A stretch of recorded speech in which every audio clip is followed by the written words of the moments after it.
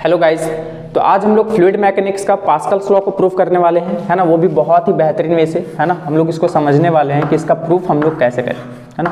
Pascal's law, तो ये Pascal's law हम लोग देख चुके थे कि एक्चुअली में होता क्या है। जैसे सपोज दैट कि मेरे पास कोई एक कंटेनर है ना।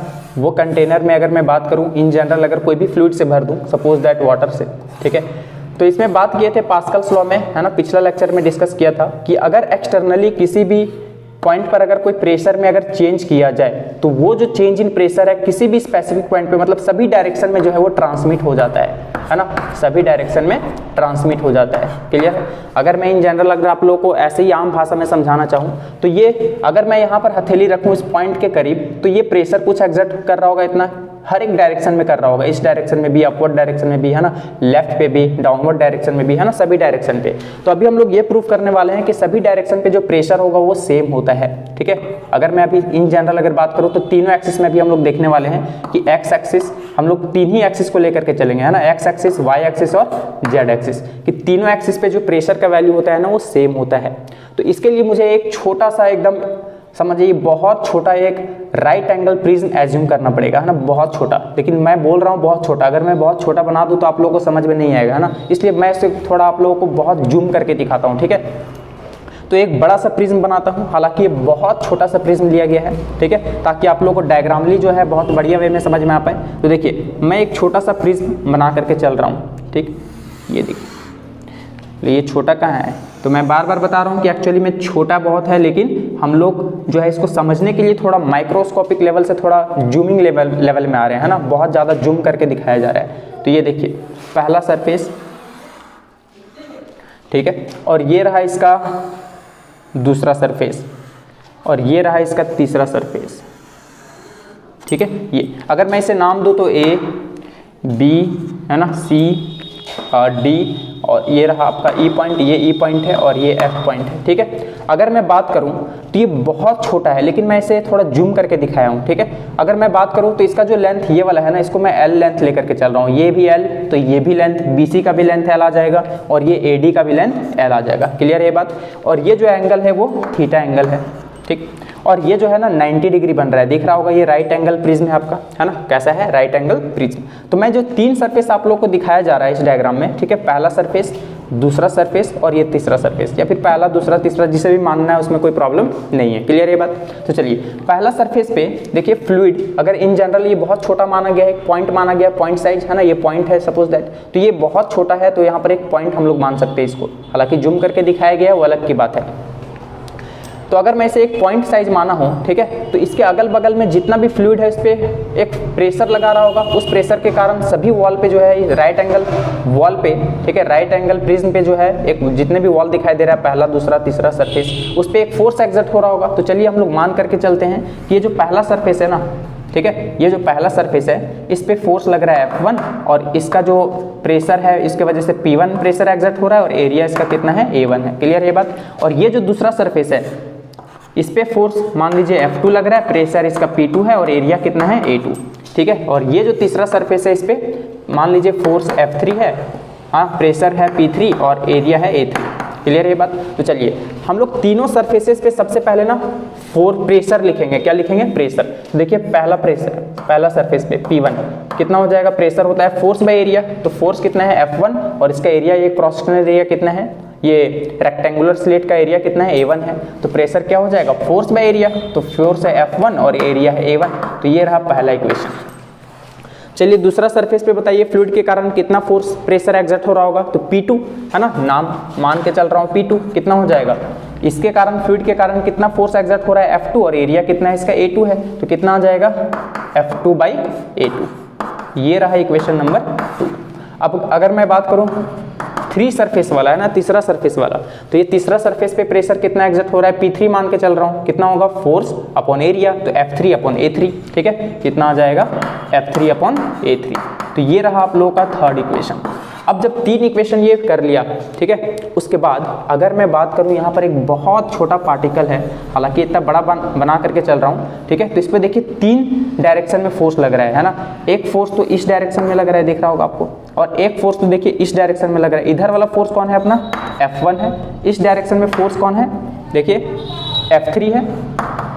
और अपवर्ड डायरेक्शन में कितना है, F2 फोर्स लग रहा है। देखिए कुछ इस कंडीशन में आ गया है, ठीक है, ये कंडीशन आप लोगों को समझ में आ रहा होगा, ठीक है। इस डायरेक्शन में F3, इधर F1 और उधर F2। अब जरा बताइए, हाँ अगर मैं बात करूँ ये थीटा है, यहाँ पर अगर F1 फोर्स लग रहा था, देखिए यहाँ पर F1 फोर्स जो लग रहा है, ठीक है, तो ये वाला एंगल कितना है, अगर मैं बात करूँ तो ये वाला एंगल कितना है, देखो ये भी थीटा हो जाएगा, ठीक है, ये कितना हो जाएगा, थीटा, ठीक है। आप लोग समझ सकते हो, अगर मैं छोटा सा प्रिज्म बनाऊँ यहाँ पर अगर समझाने के लिए, ठीक है, देखिए यहाँ पर मैं बना करके दिखाता हूँ, ठीक। अगर मैं बात कर रहा हूँ, अगर मेरे पास कोई एक बॉडी है, यहाँ पर जो पार्टिकल है, यहाँ पर कितना फोर्स लग रहा था, इधर तो F1 लग रहा था अपना, ये थीटा था, है ना। अगर मैं इसका कंपोनेंट करूँ दो, एक इस डायरेक्शन में एक इस डायरेक्शन में, तो ये वाला एंगल कितना हो जाएगा, ये थीटा, ये 90, तो ये कितना हो जाएगा 90 माइनस थीटा, और ये टोटल 90 डिग्री है यहाँ का, ठीक है। तो 90 माइनस थीटा प्लस थीटा मिलकर ही 90 बनाएगा, मतलब ये थीटा एंगल है। तो यही मैं डायरेक्टली यहाँ पर लिख रहा हूँ, ये कितना हो जाएगा, थीटा। तो अगर इस F1 का कंपोनेंट करूं तो थीटा के साथ जो होता है वो क्या होता है, F1 cos थीटा, है ना। और इसके जो 90 डिग्री का कंपोनेंट आएगा वो कितना आ जाएगा, F1 sin थीटा। हालांकि ये जो पार्टिकल है, जो हम लोग छोटा सा एक बहुत छोटा राइट एंगल प्रिज्म जो पार्टिकल मान करके चल रहे हैं, वो कैसा है, इक्विलिब्रियम पोजीशन में है, वो स्टैटिक है। स्टैटिक है इसका मतलब जितना राइट फोर्स है उतना ही लेफ्ट फोर्स, जितना अपवर्ड फोर्स है उतना ही डाउनवर्ड फोर्स है। तो बताइए F1 sin थीटा और F3 ये दोनों एक दूसरे को बैलेंस कर लेगा, तभी ये स्टैटिक है, रुका हुआ पोजीशन पर है। तो देखिए आप लोग यहाँ पर आप लोग लिख सकते हो F1 sin theta is equal to F3। ये रहा आप लोगों का equation number 4।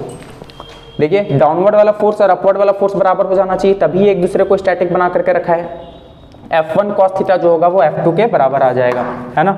F1 cos theta जो होगा वो किसके बराबर आ जाएगा, F2 का। ये रहा आप लोगों का इक्वेशन नंबर 5। अब आप लोग क्या करो ना कि ये जो यह ट्रायंगल दिखाई दे रहा है, इन ट्रायंगल ABF, है ना, किसमें, इन ट्रायंगल ABF, इस ट्रायंगल में आप लोग एक बार साइन थीटा लगाओ, क्योंकि साइन थीटा और कॉस थीटा का वैल्यू हमको यहाँ पर पुट करना है ना, एक जनरल फॉर्मूला निकालना है। तो बताइए साइन थीटा का वैल्यू कितना आ जाएगा, P/H, P कितना है, AF, है ना। तो अगर मैं यहाँ पर लगाऊं साइन थीटा तो P/H, P कौन है अपना, AF, है ना, AF बाई हाइपोटेनस कौन है अपना, बताइए, ये BF, है ना, BF, ठीक है।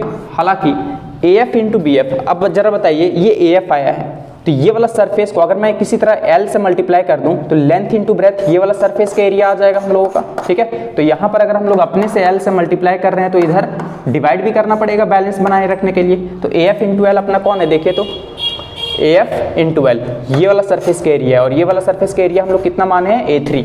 मतलब ये जो साइन थीटा का जो वैल्यू आया है वो A3 bye BF into L कौन है अपना, देख लीजिए, ये है अपना BF, ये लेंथ है इसका, और इंटू ब्रेथ L, तो मतलब ये वाला सरफेस का एरिया आया है, ये सरफेस का एरिया कितना है, A1 है, तो A3 बाई A1। तो बताइए यहाँ से आप लोगों को दिख रहा होगा, है ना, A1 साइन थीटा, है ना, कितना, A1 sine theta is equal to A3, है ना, क्या आ गया यहाँ पर, A1 sine theta is equal to A3। ये रहा इक्वेशन नंबर आप लोगों का 6, ठीक है। अब मैं यहाँ पर बात कर रहा हूँ, ठीक है, तो यहाँ तक आप लोगों को समझ में आ चुका होगा। अब उसी तरह से यहाँ पर cos थीटा लगा दीजिए उसी ट्रायंगल में, है ना, इन ट्रायंगल, ठीक है, ABF, है ना, ABF ट्रायंगल में ही अगर मैं यहाँ पर cos थीटा लगा दूँ तो cos थीटा कितना आ जाएगा, बताइए, B/H, है ना, cos थीटा B/H, ये तो परपेंडिकुलर हो जाएगा, है ना। बेस कौन हो जाएगा, AB, ठीक है, कितना आ जाएगा, AB बाई हाइपोटेनस कौन हो जाएगा, ये अपना BF, है ना, B/H। अब बताइए AB कौन है अपना, अगर अपने से ना इसमें भी L और L मल्टीप्लाई और डिवाइड कर दूं तो AB इंटू L कौन बन जाएगा, जरा ध्यान दीजिए, AB इंटू L। देखिए लेंथ इंटू ब्रेथ, ये वाला सरफेस का एरिया आ जाएगा, और ये वाला जो सरफेस है हम लोग कितना माने, A2, इट मीन्स ऊपर आ जाएगा आपका A2 upon BF into L कौन है अपना, देखिए तो ये BF इंटू L, मतलब लेंथ इंटू ब्रेथ, यानी ये वाला सरफेस का एरिया आ जाएगा, जो कि कितना माने हम लोग, A1 माने हैं, ठीक है। तो ये A1 आ गया, A1 डिवाइड में उधर जाकर के मल्टीप्लाई में, तो कितना आ जाएगा, A1 cos theta is equal to A2। इसको आप लोग इक्वेशन मान लीजिए 7, है ना, 7 इक्वेशन। अब आप लोग ध्यान दीजिए, है ना, साइन थीटा वाला टर्म साइन थीटा के साथ डिवाइड कर दीजिए। देखिए 4 और 6 को डिवाइड कीजिए, किसको, है ना, 4 डिवाइडेड बाई 6। तो जैसे ही 4 और 6 को डिवाइड दिया जाएगा तो जरा ध्यान दीजिए, F1 sine theta by A1 sine theta, है ना, F1 sine theta by A1 sine theta is equal to RHS में देखिए F3/A3 है ना, F3/A3। साइन थीटा से साइन थीटा खत्म हो गया, F1/A1। फोर्स बाय एरिया क्या होगा, प्रेशर होता है, तो यहाँ से P1 आ गया, F3/A3 क्या होगा, P3 आ जाएगा। तो इसको आप लोग इक्वेशन क्या मान लीजिए, 8। अब उसी तरह से देखिए कॉस वाला को कॉस से डिवाइड दीजिए, 5 को डिवाइड दे दीजिए 7 से, है ना, तो 5 डिवाइडेड बाई 7। तो जैसे ही डिवाइड करूंगा ना, तो देखिए ध्यान दीजिए थोड़ा, F1 cos theta by A1 cos theta, ठीक है, तो cos थीटा से cos थीटा कट जाएगा, तो F1/A1 आ जाएगा, क्या आ जाएगा, F1/A1 इज इक्वल टू, अब बताइए उधर F2 है और इधर A2 है, तो F2/A2 है ना, F2/A2। तो बताइए F1/A1 क्या आ जाएगा, P1, इधर F2/A2 क्या आ जाएगा, P2, ठीक है। इसे आप लोग इक्वेशन नाम दे दीजिए 9। अब आप लोग देखिए, ध्यान से देखिए, फ्रॉम 8 and 9 ध्यान से दिख रहा होगा, P1 बोला जा रहा है P3 के बराबर है, P1 बोला जा रहा है P2 के बराबर है। तो आप लोग यहाँ पर एकदम मस्त देख सकते हो कि तीनों का तीनों बराबर आ चुका है ना, P1 equals to P2 equals to P3। तो आप लोग समझ सकते हो कि ये प्रूफ हम लोग कैसे कर लिए, है ना, कि इन जनरल किसी भी पॉइंट पे बात कर रहा हूँ तो इधर इस डायरेक्शन में जितना प्रेशर एग्जर्ट हो रहा है, इस डायरेक्शन में हम लोग कितना प्रेशर माने थे, P3, ठीक है, और इस डायरेक्शन में कितना प्रेशर माने थे, P1, ठीक है, अपवर्ड डायरेक्शन में कितना प्रेशर माने थे, P2। देखिए ये तीनों का तीनों जो है ना इक्वल आ चुका है, मतलब सभी डायरेक्शन में जो प्रेशर का वैल्यू होता है वो क्या होता है, सेम होता है। तो ये है पास्कल्स लॉ का एक्चुअल प्रूफ। तो गाइज उम्मीद करता हूँ कि आप लोगों को बहुत ही बेहतरीन वे में समझ में आ गया होगा। तो गाइज ये था पास्कल्स लॉ का आप लोगों का मेन प्रूफ, है ना, ये बहुत ही ज़्यादा इंपॉर्टेंट होता है। तो गाइज आज के लिए इतना ही, थैंक यू।